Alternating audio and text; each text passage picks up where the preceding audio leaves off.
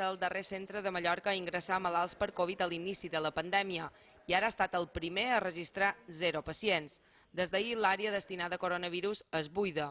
El centre sanitari ha donat un total de 168 altes. Ha baixat la pressió sanitària, però Manacor, com la resta d'hospitals, va patir sobresaturació.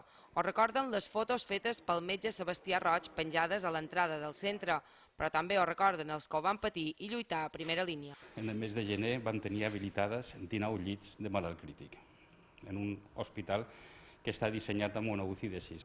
El virus no ha desaparegut, però res fa pensar que els índexs d'ingressos s'enfilin com a la primera i segona onada. No hi toquen tornar.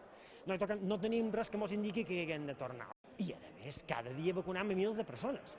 Però mentre no s'hagi vacunat més del 70% de la població... Si perdem aquest respecte a la malaltia, tornarem a tenir problemes en un plaç relativament curt de temps.